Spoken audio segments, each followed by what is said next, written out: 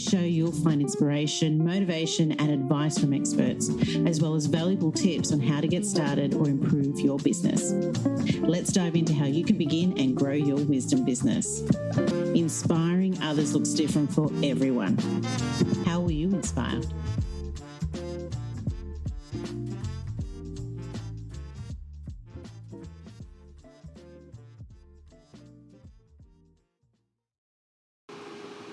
Welcome to the Wise Dome podcast, and today you have me again all to yourself. And I'm going to be talking about measuring success, the key metrics for membership businesses. And the reason I want to talk about this today is mainly for the fact that, a lot of us who share our knowledge online, are looking to share that knowledge, but when we're sharing it with an audience, and we want to retain that audience. We want to grow that audience. So I'm just going to sort of point out a couple of metrics to think about when you're looking at, building a membership. And look, it's not a major lesson or anything like that, but they're just sort of little ideas, because I know the topic has come up a few times. It seems to be the time of the year where a lot of people are sort of revisiting, revaluing, and just seeing, what's happening with our businesses and planning for the next year ahead, especially here in Australia where it's a new financial year. So let's get moving on with that.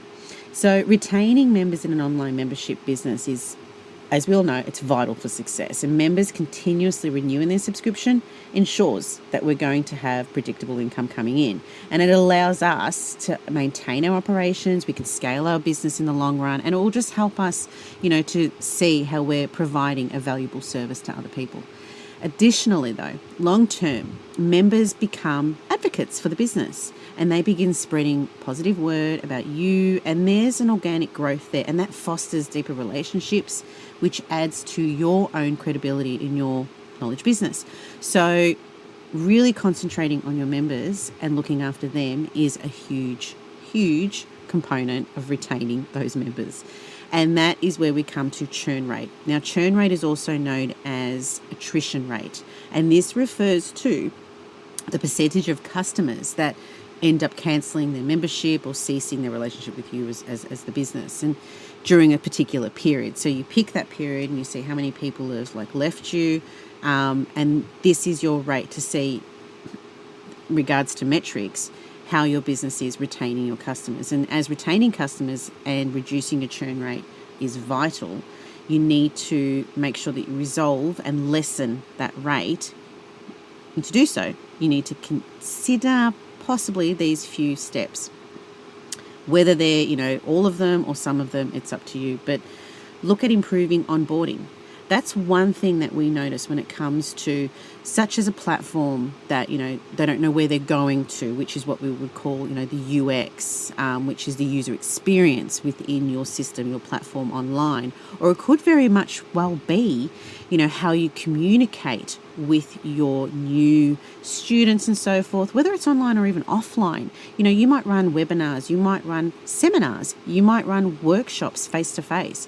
Being able to communicate with your audience and let them know what's happening, how to get started, where to be, what time and so forth, giving them the information that they need to help them feel confident in where they're going and how they're going to use your knowledge, whether it be online or visiting you face-to-face, is so, so important. So a well-designed and planned layout for your onboarding process to help new customers understand and appreciate, especially the value of service that you're offering, can really help sort of boost that side of things when it comes to, obviously, retaining your members. The other thing is offer excellent customer service. To me, customer service is so, so important. That's just one thing out there. There are so many customers that you can obtain in your business, but holding and retaining those customers is so important. And the only way you're going to do that is really showing them that you are there to support them if they need you. So promptly addressing their concerns, providing timely support means the world to a lot of customers. I know for me, myself, instant or, quick enough replies that I get, from some platforms I use or, companies that I use If that service and support isn't there, or it takes a long time and so forth, it drives us nuts. How many people, and those of you in Australia know this telecommunication company, or there's a few of them, you could be sitting there for hours waiting sometimes for a response, and it's so frustrating.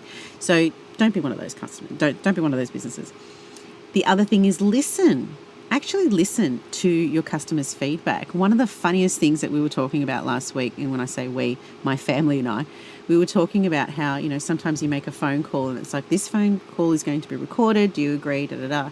And we sit there and we wonder, okay, it might be recorded, but are you actually applying this to train your customer service team?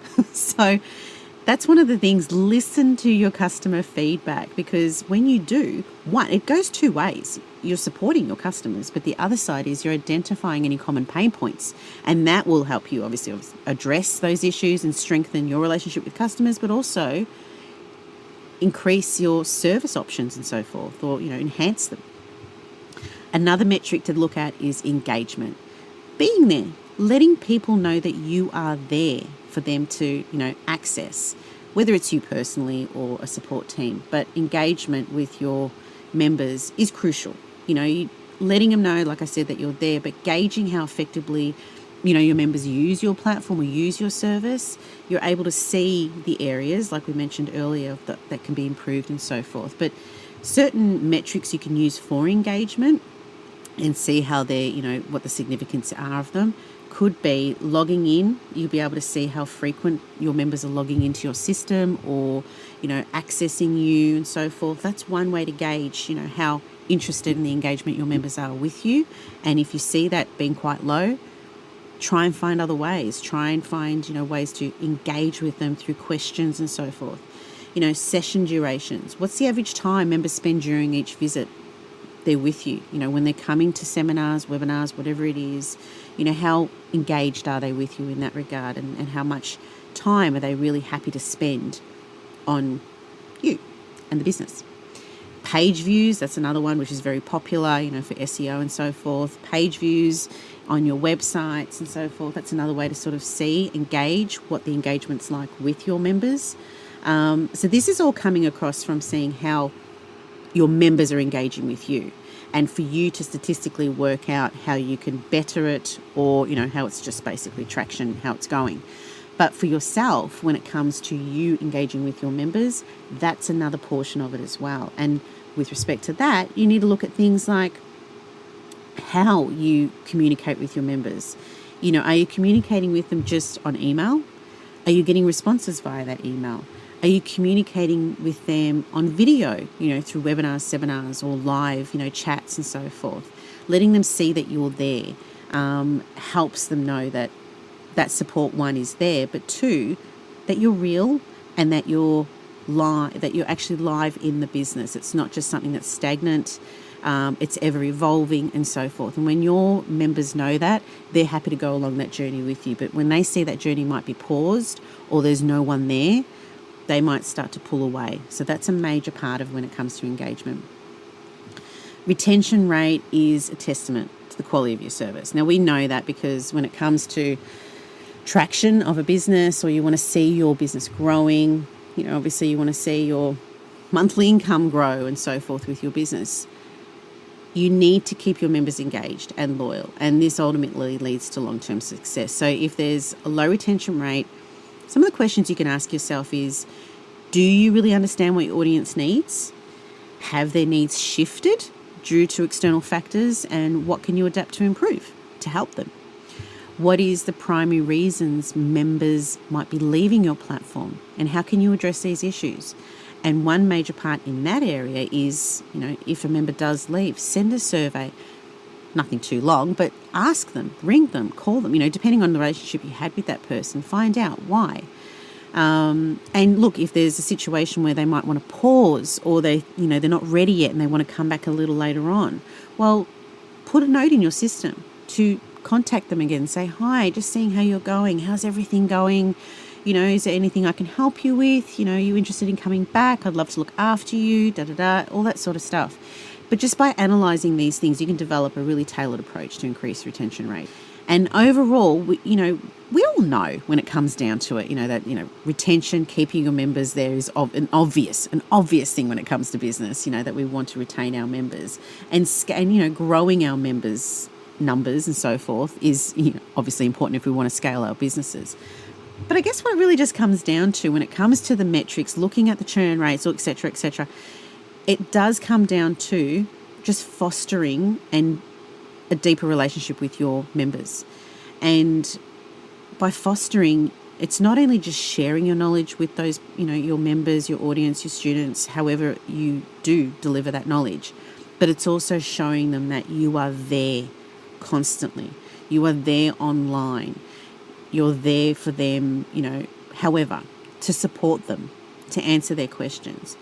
And, when you're in a membership, you have a community and there's other people that they can communicate with and so forth, some sort of forum space. And that's fantastic. So they can all talk to each other and so forth.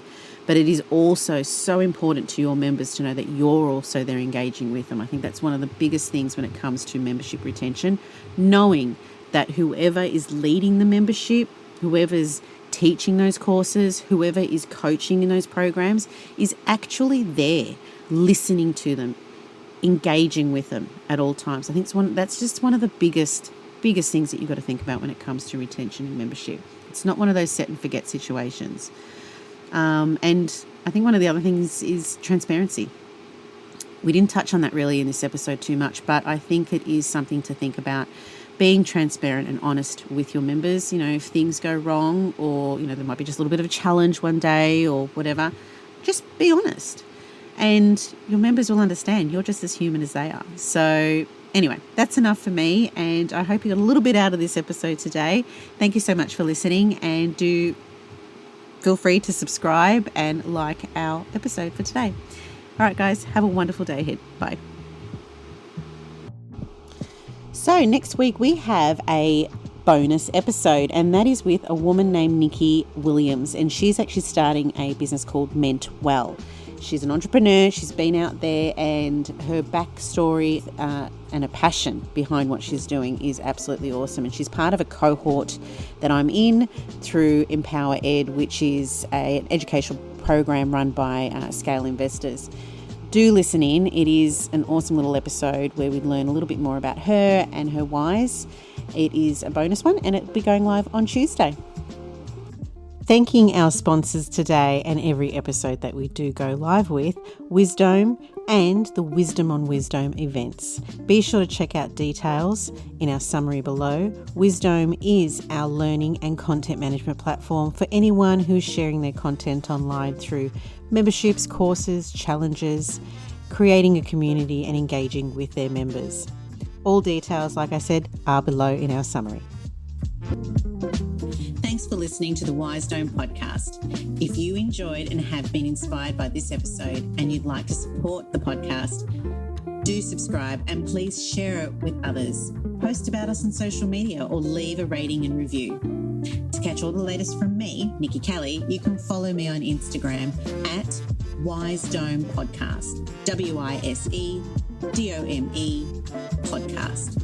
I'm Nikki Cali. Thanks again, and we'll catch up next time.